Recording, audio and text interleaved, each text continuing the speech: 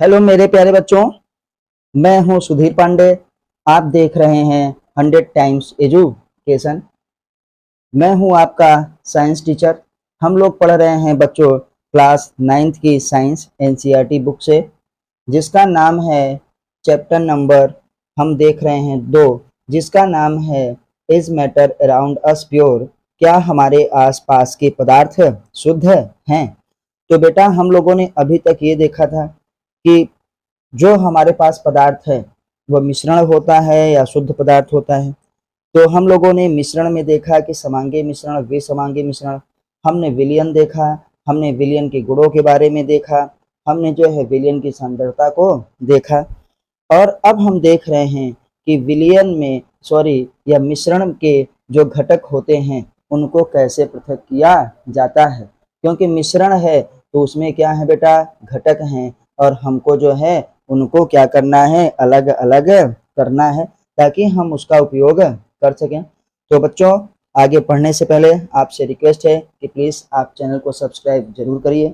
जिन्होंने सब्सक्राइब ना किया हो, जिन्होंने किया है, उनको करने की कोई ज़रूरत नहीं है, लेकिन वो अपने दोस्तों से ज़रूर करवाएं। वीडियो को लाइक करिए। अपने जो है सुझाव आप हमको कमेंट के माध्यम से दे सकते हैं। हमको ये ज़रूर बताइए कि हमारी वीडियोज़ आपको कैसी लग रही हैं। बेटा, अगर आपको आगे चल करके आप चाहते हैं कि आप क्लास 12th के जस्ट बाद ही नीट में सेलेक्ट हो जाएं, डॉक्टर बने, आप जेई मेंस और एडवांस में सेलेक्ट हो जाएं, अच्छे इंजीनियर बने, या आगे आपको आईएएस पीसीएस बनना है, तो बेटा आपको 9th से लेकर के 12th तक की एनसीईआरटी तो किसी भी हाल में आनी ही चाहिए। एनसीईआरटी की लाइन टू लाइन आपका तैयार होना चाहिए। और अगर आप जो है नीट जो है क्लियर करना चाहते हैं और जेई क्लियर करना चाहते हैं, तो आपको फिजिक्स केमिस्ट्री ना, आपको बायोलॉजी एनसीईआरटी की याद होनी चाहिए। तो आइए अब हम ज़्यादा टाइम न लेते हुए वीडियो को चालू करते हैं। प्लीज़ आपसे रिक्वेस्ट है कि वीडियो पूरा देखा करिए। अगर एक बार में नहीं देख पाते हैं तो कई बार में देखिए, लेकिन जब पूरा देखेंगे तभी आपको अच्छे से समझ में आएगा। चलिए चालू करते हैं मिश्रण के घटकों का पृथक्करण। तो आते हैं separating the components of a mixture. तो बेटा इसी को इंग्लिश में कहते हैं कि हमारे पास जो मिक्सचर होता है उसके जो कंपोनेंट्स होते हैं, क्योंकि हम जानते हैं मिक्सचर 2 या 2 से अधिक शुद्ध पदार्थों का क्या होता है भैया, मिश्रण होता है। मतलब किसी भी चीज में जब 2 या 2 से अधिक पदार्थ हैं तो उसे हम मिश्रण कहते हैं। तो अब उन्हीं पदार्थों को या उन्हीं घटकों को, उन्हीं अवयवों को कैसे अलग करते हैं, इसके लिए हमारे पास कौन सी विधियां हैं, इसको देखेंगे। तो उससे पहले कुछ ये पॉइंट्स हैं, आइए देख लेते हैं। हम लोग सबसे पहले ये देखते हैं कि प्रायः क्या है बेटा, प्राकृतिक पदार्थ, जो भी प्राकृतिक पदार्थ हमको मिलता है, रासायनिक तौर पर शुद्ध नहीं होते हैं। ज़्यादातर जो मिलते हैं वो मिश्रण के ही रूप में मिलते हैं, आते हैं, शुद्ध नहीं होते। अब शुद्ध नहीं होते तो हमको उनको अलग अलग करना है। पृथक करने से मिश्रण के प्रत्येक घटक न के बारे में, 2 बार के हो गया, के बारे में जानकारी प्राप्त करना और प्रयोग में लाना सुगम हो जाता है। तो हम क्यों पृथक कर रहे हैं भैया? जब हम उनको पृथक कर लेंगे तो हम ये जानेंगे कि मिश्रण के कौन कौन से घटक थे, मतलब इस मिश्रण में क्या क्या था, और उनका हम प्रयोग कैसे कर सकते हैं, हमको इसके बारे में जानकारी प्राप्त हो जाएगी। थोड़ा सा और आगे देखते हैं। मिश्रण से घटकों को पृथक करने के लिए विभिन्न प्रकार की विधियां प्रयोग में लाई जाती हैं। अब बेटा हम एक एक विधि को करते हुए साथ में चलेंगे। तो आइए देखते हैं हम लोग। सबसे पहले हमारे पास क्या है, हमारे पास स्याही है। हम लोग जानते हैं स्याही क्या होता है। स्याही में मतलब पानी होता है, और पानी में जो है रंग मतलब डाई को डाल दिया जाता है, और उसी को हम लोग स्याही कहते हैं। हम लोग जब छोटे थे तो स्याही पुड़िया में आती थी, और उस पुड़िया को पानी में घोर देते थे, और फिर जो है उसको जो है भर लेते थे। फिर स्याही जो है बोतल में आने लगी, फिर उसको निब वाले पेन में भर लेते थे। तो बेटा स्याही जो है पानी में घोला हुआ होता है। जैसे हम लोगों के घर में मम्मी लोग पानी में रंग घोल देती हैं, वैसे भी स्याही चाहे वो नीली हो चाहे काली हो, वह पानी में घुली हुई होती है। तो जो रंग वाले घटक होते हैं उन्हें क्या कहते हैं? डाई कहते हैं। अभी आपको आगे इसके बारे में पढ़ेंगे। डाई को मतलब रंगीन पदार्थ को नीले न अथवा काले रंग की स्याही से पृथक करना। आपसे ये पूछा जा रहा है एनसीईआरटी में कि हम रंग वाले घटक मतलब डाई को नीले अथवा काले रंग की स्याही से कैसे पृथक कर सकते हैं। तो वही हम आपको तरीका बता रहे हैं, जो तरीका बताया गया है एनसीईआरटी में कि कैसे पृथक किया जाता है। तो आइए पहले इसके बारे में अच्छे से जान लेते हैं। देखते हैं बेटा, स्याही क्या है? जल में रंग का एक मिश्रण है। याद रखिएगा, स्याही जल में रंग का एक मिश्रण है। इसमें विलायक जल होता है तथा विलेय रंग होता है। मतलब हम लोग क्या करें, पानी लें और पानी में क्या है, ये विलायक हो गया, इसमें स्याही डाल देंगे तो ये क्या बन जाएगा भैया, हमारे पास रंग डाल देंगे स्याही बन जाएगी।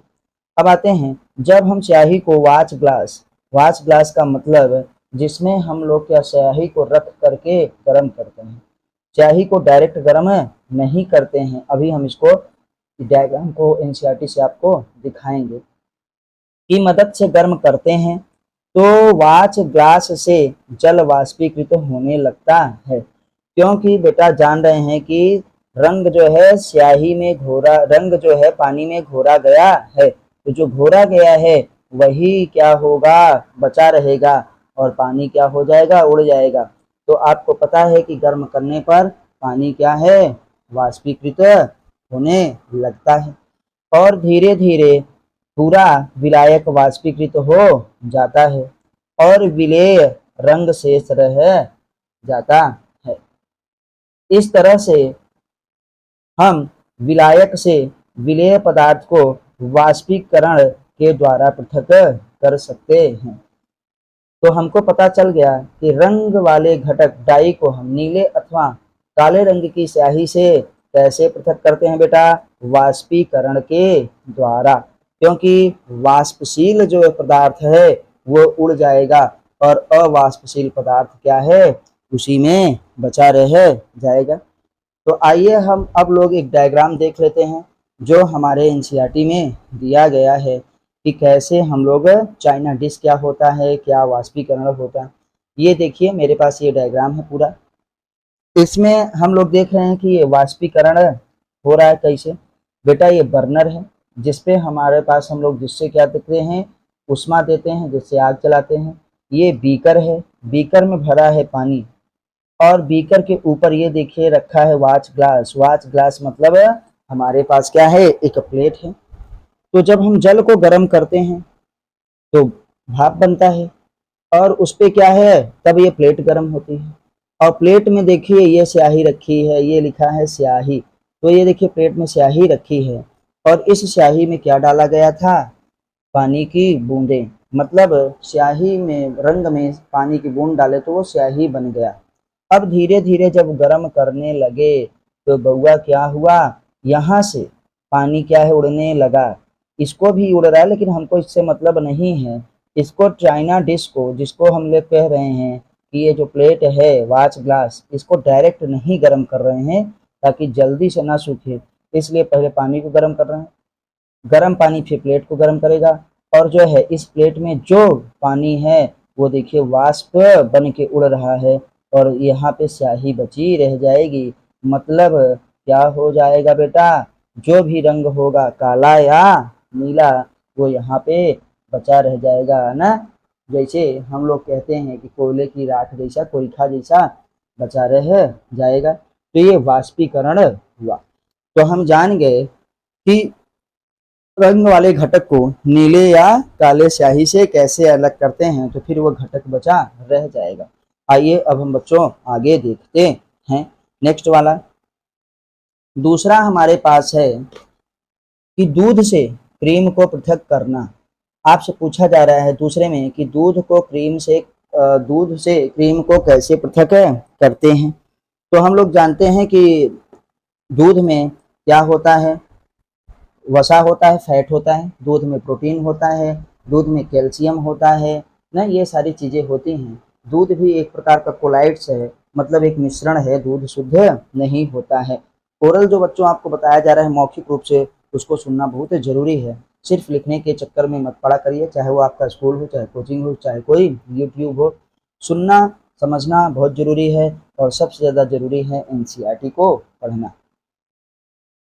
तो आपने देखा होगा कि जहाँ दूध की पेराई होती है, जो डेली वाले दूध लेके जाते हैं, तो वो एक जगह पेरते हैं मशीन में। तो एक मशीन होती है ना, मशीन में हम लोग दूध डालते हैं और उसके में घुमाने के लिए हैंडल लगा होता है, तो उसको हम लोग चलाते हैं, घुमाते हैं, तो पूरा दूध क्या है ऐसे ऐसे पेरा जाता है। तो जैसे आपने देखा हो कि आपके घर में वॉशिंग मशीन है, तो वॉशिंग मशीन जैसे घूमती है चारों तरफ जो है, तो जब वो घूमती है तो भैया अधिक घनत्व वाली चीज़ें नीचे बैठ जाती हैं और कम घनत्व वाली चीज़ें ऊपर आ जाती हैं। तो इस विधि को अपकेंद्रण कहते हैं, सेंट्रीफ्यूगेशन कहते हैं। तो सेंट्रीफ्यूगेशन जिस मशीन में होता है उसे सेंट्रीफ्यूगेशन मशीन कहते हैं। तो उसी से दूध बेटा क्या होता है, में से क्रीम को निकाल लिया जाता है। तो आइए देखते हैं दूध से क्रीम को कैसे पृथक किया जाता है। तो दूध से क्रीम को पृथक करना हम देखेंगे बेटा, सेपरेशन ऑफ क्रीम फ्रॉम क्या है, मिल्क। ये इंग्लिश में लिखा है, उसको जरूर पढ़िए ना। दूध से क्रीम को अपकेंद्रण, अपकेंद्रण भी अपकेंद्रण, अगर न भी लिखा है तब भी सही है, विधि के द्वारा अलग किया जाता है। दूध से क्रीम को अपकेंद्रण विधि के द्वारा अलग किया जाता है। आइए अब देखते हैं अपकेंद्रण होता क्या है, सेंट्रीफ्यूगेशन क्या होता है, किसे कहेंगे सेंट्रीफ्यूगेशन, ये भी कई बार पूछा गया है, बहुत जरूरी है। इस विधि के आधार पर जब इसे इसे मतलब दूध को जो हम लिए थे या जिस चीज को लेंगे तेजी से घुमाया जाता है तो भारी कण नीचे बैठ जाते हैं और क्या हल्के कण ऊपर ही रह जाते हैं। अब बेटा क्रीम ऊपर ही रह जाती है, फिर हम उसको निकाल लेते हैं। तो हम लोग जान गए कि जब किसी को, जैसे मथानी हमारे घर में है, मथानी में से हम लोग क्या है दही को खूब मारते हैं, तो बेटा उसमें क्या हो जाता है बताइए, जो उसका मक्खन होता है, नेवनी जिसे घर में कहते हैं गांव में ना, वो बेटा ऊपर आ जाता है और मम्मी लोग फिर उसको हाथ से निकाल लेती हैं। तो वैसे दूध को भी बहुत तेजी तेजी घुमाया जाता है जिससे क्रीम ऊपर हो जाता है और फिर क्रीम को हम लोग निकाल लेते हैं और पेरा दूध जो है नीचे क्या है, किससे, टोटी से बाहर निकल जाता है, जो उसमें छिद्र बना रहता है। तो और देखते हैं कि और सेंट्रीफ्यूगेशन मतलब अपकेंद्रण के उपयोग कहाँ कहाँ पे होते हैं। तो आइए हम उसको और आगे देखते हैं। यहाँ पे देखिए लिखा है एप्लीकेशन ऑफ सेंट्रीफ्यूगेशन, मतलब इसी को एप्लीकेशन को ही बेटा कहते हैं यूज, कहाँ कहाँ यूज हो रहा है। हिंदी में एप्लीकेशन को कहते हैं अनुप्रयोग। जैसे आपके मोबाइल में होता है ऐप, ऐप जो है एप्लीकेशन का शॉर्ट फॉर्म है। तो उस ऐप का आप इस्तेमाल करके क्या करते हैं, वीडियो बनाते हैं ना, ऐप का इस्तेमाल करके आप पिक्स लेते हैं, ऐप का इस्तेमाल करके हम चीज़ों को देख रहे हैं। तो इसी तरीके से कि सेंट्रीफ्यूगेशन का यूज हम कहाँ कहाँ करते हैं, सेंट्रीफ्यूगेशन के द्वारा हम क्या क्या कर सकते हैं, आइए देखते हैं। अपकेंद्रण का अनुप्रयोग, ये लिखा एप्लीकेशंस ऑफ सेंट्रीफ्यूगेशन, इसी को कहते हैं यूज ऑफ सेंट्रीफ्यूगेशन और हिंदी में अपकेंद्रण। देखो यहाँ पे मैंने न लिखा है का अनुप्रयोग, तो बात एक ही हुई। कहाँ पे होगा, दूध से क्रीम निकालने की प्रक्रिया में क्या होता है, अपकेंद्रण ही होता है। अपकेंद्रण विधि का ही प्रयोग किया जाता है, ये हम लोगों ने अभी पहले ही पढ़ा है। डेयरी तथा घर में क्रीम से क्या है मक्खन निकालने में, तो हमारे पास जो दही रहता है या जो हम बाजार से क्रीम खरीद के लाते हैं उसमें क्या निकालते हैं, मक्खन निकालते हैं बेटा। और ये हमारे पास बहुत ज़्यादा ज़रूरी है आजकल, जैसे आपका क्या है टाइफाइड मलेरिया चेक होता है ना, तो जांच प्रयोगशाला, कौन सा प्रयोगशाला बेटा, जांच प्रयोगशाला, जिसे हम टेस्ट लेबोरेटरी कहते हैं, लेबोरेटरी टेस्ट जिसे पैथोलॉजी कहते हैं, में रक्त और मूत्र के जांच में भी किसका उपयोग होता है, सेंट्रीफ्यूगेशन का ही उपयोग होता है। सेंट्रीफ्यूगेशन तकनीकी के द्वारा ही हम रक्त और मूत्र की जांच करते हैं। और सेंट्रीफ्यूगेशन का उपयोग कहाँ होता है बेटा, न इसके क्या क्या उपयोग हैं, कपड़े धोने की मशीन, कपड़े धोने की मशीन जिसे देखो अभी हम कहते हैं वॉशिंग मशीन में भीगे कपड़ों से जल के साथ मैल निकालने में, मैल और जल क्या है नीचे बैठ जाता है और क्या है हमारे पास कपड़ा हमारा साफ हो जाता है। तो हमने ये देखा, तो आप ये जरूर याद रखिएगा अपकेंद्रण में कहाँ कहाँ पे भैया, दूध से क्रीम निकालने में ना, और कहाँ पे मक्खन निकालने में क्रीम से, पैथोलॉजी में रक्त और मूत्र की जांच करने में, कपड़े धोने वाली मशीन में, ये सब का किस तकनीकी पे ये काम करती है, सेंट्रीफ्यूगेशन तकनीकी पे ही काम करती है। आपसे पूछा जाएगा कि ये क्वेश्चन कई बार पूछा गया है कि वॉशिंग मशीन ना वर्क बेस्ड ऑन किस पे, सेंट्रीफ्यूगेशन टेक्नोलॉजी पे। पृथक्करण जो हमारे पास है, सेंट्रीफ्यूगेशन अपकेंद्रण बेटा, सॉरी अपकेंद्रण का ही उपयोग किया जाता है उसमें। अब हम जो है दो उपयोग देख चुके, आइए अब देखते हैं तीसरा हम लोग देखेंगे कि अघुलनशील द्रवों को पृथक करना। आपसे पूछा जाएगा कि ये बताइए अघुलनशील द्रवों को कैसे पृथक करते हैं। हमारे पास दो अघुलनशील द्रव हैं, मतलब दो के दोनों द्रव ही हैं, लेकिन वो आपस में मिलते नहीं हैं, एक दूसरे में नहीं मिलते हैं। जैसे आपको पता होगा जो कार्बनिक विलायक है वो कार्बनिक वाले को ही घोलता है, जो अकार्बनिक है वो अकार्बनिक वाले को ही घोलता है। तो आपने ये देखा होगा कि पानी में तेल नहीं घुलता है। हमारे घरों में भी कढ़ाई में, कुकर में जब खाना बनता है तो मम्मी लोग कहती हैं भैया पहले पानी को सुखवा लीजिए तब तेल डालिए। हम लोग मच्छर को मारने के लिए जब जो है गड्ढे में, कूलर में तेल डालते हैं तो तेल क्या करता है, ऊपर तैरता रहता है, मतलब वो पानी में मिलता नहीं है, क्योंकि तेल का घनत्व कम होता है और पानी का घनत्व ज़्यादा होता है, तो ऊपर ही रहता है। तो इसी विधि का उपयोग वैज्ञानिकों ने कर लिया कि दो अघुलनशील न द्रवों को हम लोग सेपरेट करेंगे। Separation of immiscible liquid, immiscible का मतलब जो आपस में मिलते नहीं हैं, घुलते नहीं हैं, तो इसे इस्तेमाल करते हैं। तो जैसे गाड़ी में है पेट्रोल, उसमें पानी चला जाता है, तो जैसे क्या है मैकेनिक जो है भैया उसको निकालते हैं ना कुप्पी के द्वारा। तो बेटा अघुलनशील द्रवों को कैसे पृथक करते हैं, पृथक्करण की याद रखना यही टेक्निक है। तो इसमें एक क्या है डिवाइस का इस्तेमाल किया जाता है जिसे हमको लोग कुप्पी कहते हैं। पृथक्करण कीप अभी दिखाएंगे ये कीप कैसी होती है। पृथक्करण कीप के द्वारा अघुलनशील द्रवों को पृथक किया जाता है। याद रखिएगा, इतना ही आप जरूर याद रखिएगा, पृथक्करण कीप के द्वारा अघुलनशील द्रवों को अलग या पृथक किया जाता है, जिसमें द्रव अपने घनत्व के अनुसार विभिन्न क्या है परतों में विभक्त न या पृथक हो जाते हैं। तो कम घनत्व वाला बेटा क्या होगा, वो ऊपर रह जाएगा और ज़्यादा घनत्व वाला नीचे हो जाएगा। और हम लोग जो है नीचे से टोटी खोल करके न एक छिद्र होता है उसमें से उसको बाहर निकाल देते हैं। और आप देख रहे हैं 100 टाइम्स एजुकेशन। मैं हूँ सुधीर पांडे बेटा। वीडियो को ज़रूर जो है लाइक करिए, अपने दोस्तों के साथ शेयर करिए, चैनल को सब्सक्राइब करिए, कमेंट के माध्यम से आप हमको अपने सुझाव ज़रूर दीजिए। तो आइए हम देखते हैं कि पृथक्करण कीप क्या होती है। तो जब हम पृथक्करण कीप आपको दिखाने जा रहे हैं तब तक जो है चैनल को आप सब्सक्राइब कर दीजिए, जिन्होंने सब्सक्राइब ना किया हो। जिन्होंने किया है बेटा उनको करने की ज़रूरत नहीं है, जिन्होंने नहीं किया होगा उनमें रेड कलर से सब्सक्राइब लिखा होगा।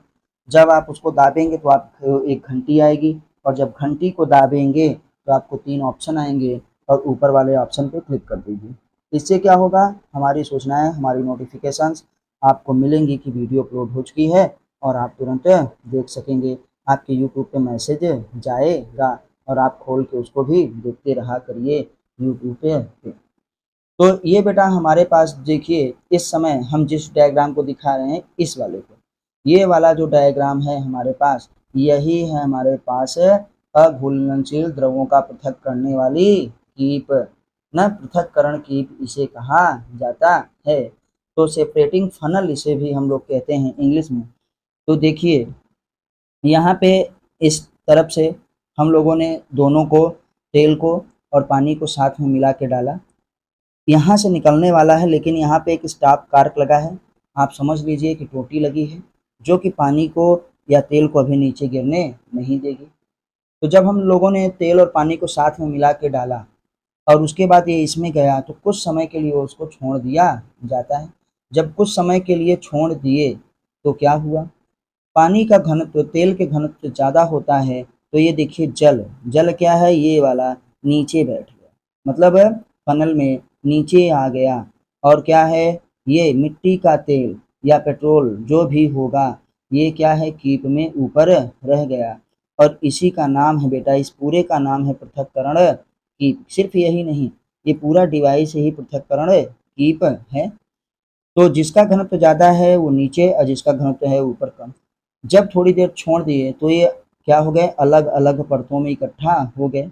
फिर इसको हमको कार्प को क्या है या टोटी को जिसको क्या खोल देते हैं और धीरे धीरे सावधानी से यहाँ यहाँ से पानी ऐसे ऐसे गिरने लगता है। जब ये पानी पूरा इसे ख़त्म होने लगेगा, पूरा पानी ख़त्म हो जाएगा, जैसे ही ये मिट्टी का तेल यहाँ पहुँचा, पेट्रोल आया ना, जो भी लिए रहेंगे तो हम टोटी को कॉर्क को फिर से बंद कर देंगे। तो ऊपर इसमें क्या बचा रह जाएगा, केवल तेल, और पानी क्या हो गया बाहर निकल गया।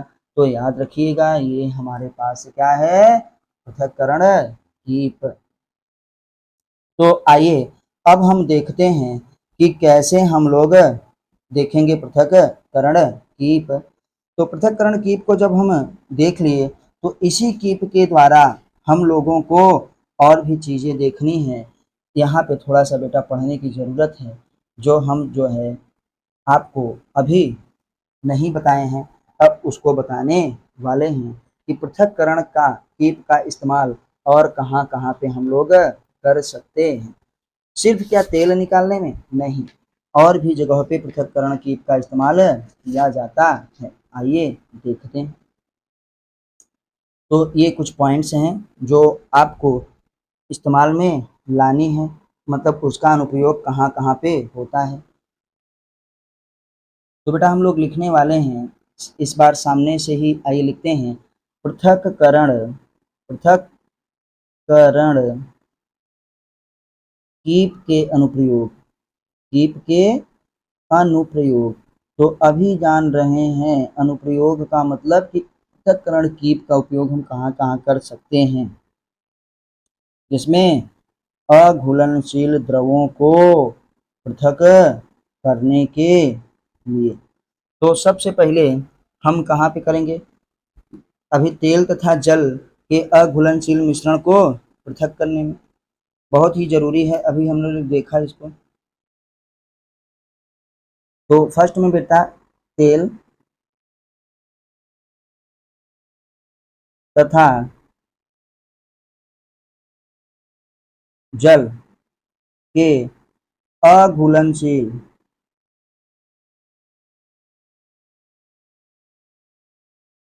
मिश्रण को पृथक करने में।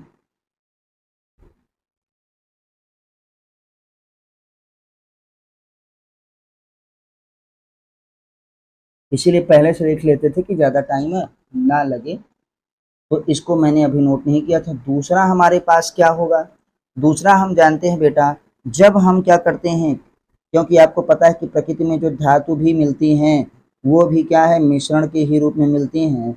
बहुत कम धातुएं जैसे सोना चांदी वगैरह हो गया तो शुद्ध अवस्था में मिल जाए, नहीं तो ज़्यादातर धातुएं भी क्या है अशुद्ध अवस्था में ही मिलती हैं। तो धातु शोधन के दौरान लोहे को पृथक करने,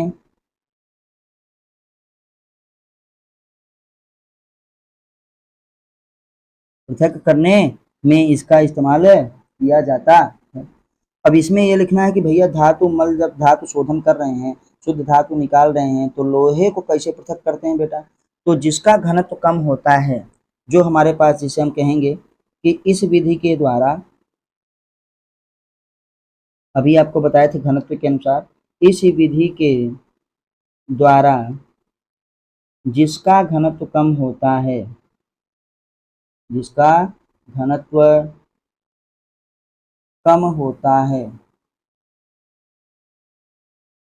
कम होता है, जैसे धातुमल, जैसे धातु मल, जिसे बेटा हम लोग क्या कहते हैं स्लैग, इसका घनत्व क्या होता है कम होता है ना घनत्व, कम होता है, जैसे धातुमल स्लैग बताइए ऊपर रह जाता है, रह जाता है, और हम इसे क्या करते हैं बेटा, ऊपर से ही हटा लेते हैं, ऊपर से ही हटा लेते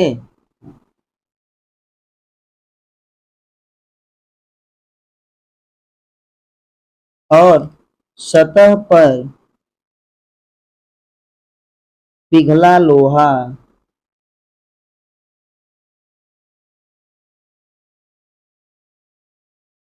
शेष रह जाता है।